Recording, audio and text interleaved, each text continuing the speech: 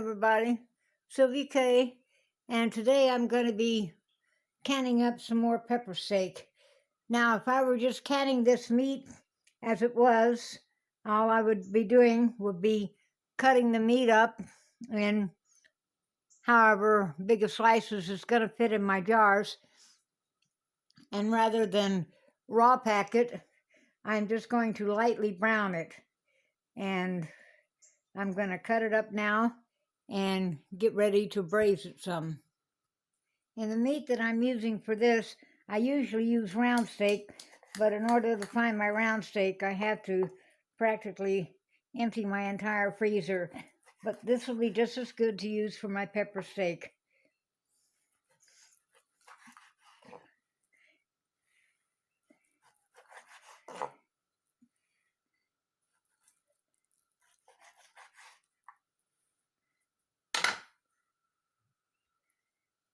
Now, since the liquid that I'm going to be adding to my canning jars is going to be hot, and my meat will be not hot, but it'll be warm. So I have my jars heating up and sterilizing in some hot water. And I also have the water in my pressure canner heating up, so everything will be about the same temperature and it won't shock my jars. Now I've got a couple more things that I want to can here in the next couple days or week or so, but I'm going to cut down on my canning operation, mainly because two reasons. I have quite enough canned goods that I've home canned myself to sustain me for quite some time. And number two is when you use your canner and it goes for an hour and a half, and plus everything else you got to do to heat this up and heat that up, I'm using a lot of propane. And so with everything else rising, propane is rising too. And so I just want to have another alternative outside of using my propane to do my canning, because I can always cook on my wood stove, and I do have a few electric appliances, although I don't like to use them, especially when we're deep into spring rainy season. It's been raining all month, and it's going to continue to rain the rest of the month. So that's the reason why I'll be cutting down on my canning somewhat. Now, the main reason why I choose not to do my meat raw pack, it doesn't make any difference. It's going to get cooked in the pressure canner anyway, because all meat and low acid foods need to be pressure cooked for an hour and a half.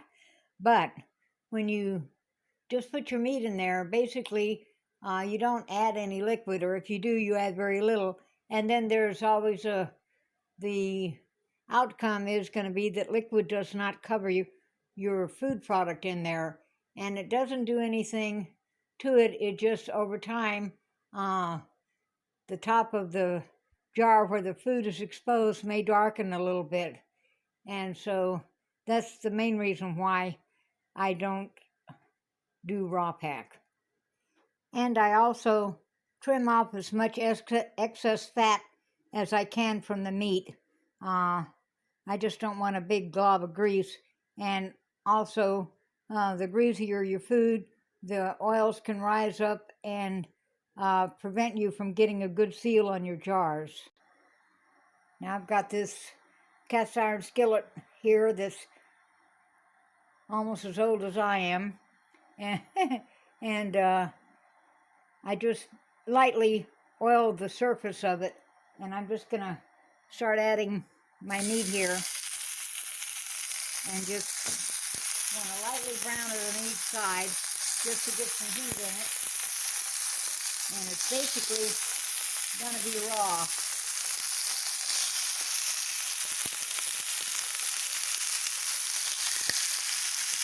Pretty much. So I'm just giving it a quick sear, and that's all that's going to happen with this meat right here. So now I've got two of my jars out and ready to go here. So I'm going to put some meat in here. This probably won't make a whole lot of jars here.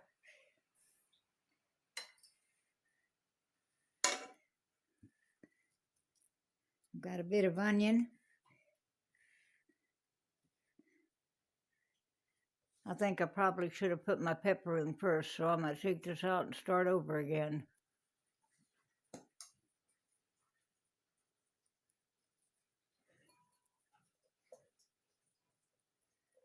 I'm putting onion, bell pepper, that's raw. Everything's raw except the meat.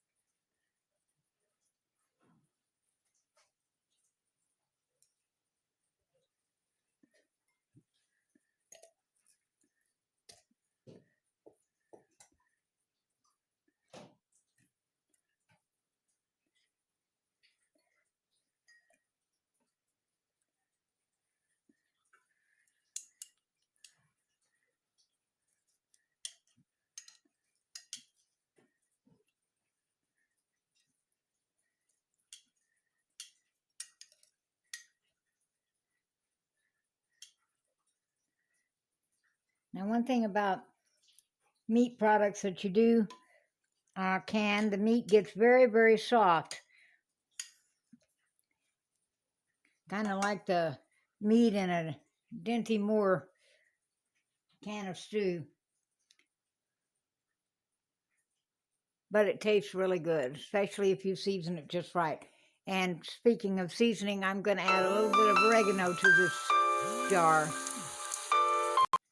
Now, once again, for my liquid, I'm adding tomato juice.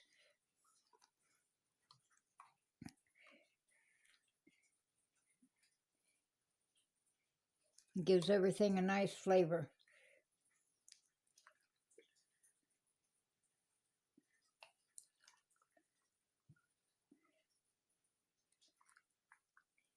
And I'm going to leave a fair amount of headspace in this because when this cooks, the meat is going to render out some more of its juices.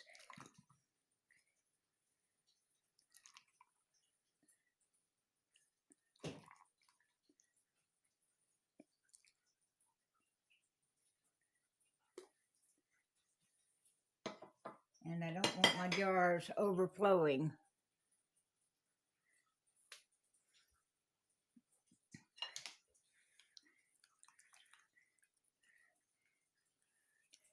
Tamp this down and get your air bubbles out.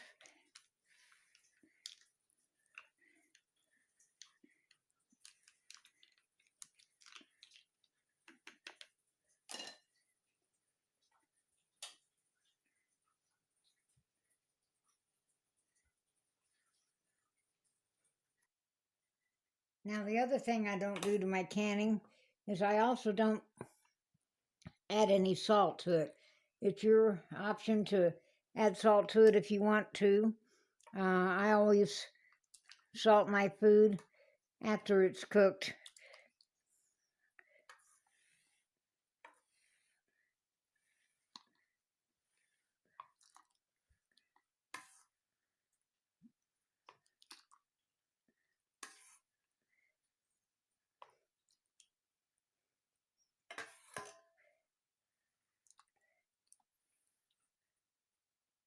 And of course, always remember to wipe your jars with some vinegar.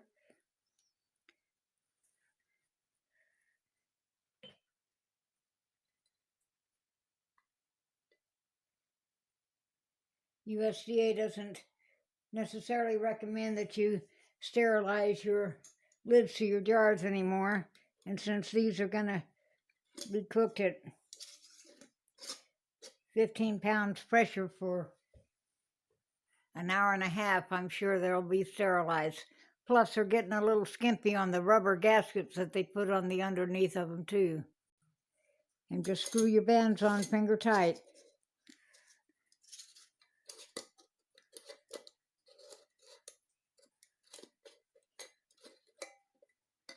don't like these cure jars.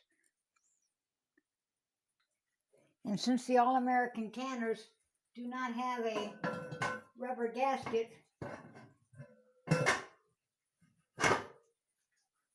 you need to periodically remember to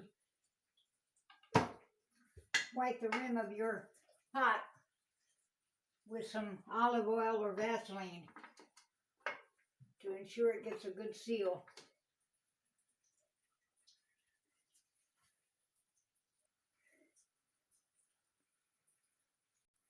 Now I've got my canner on the stove, and when you tighten down your little knobs here, do it like you're tightening the lugs on a tire.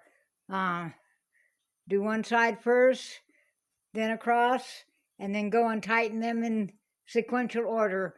So I've got my heat turned on, and I'm gonna wait till it starts to vent. The steam comes out of this little pet lock right here, and then I'll put my weight on at 15 pounds for an hour and a half after it starts to rock.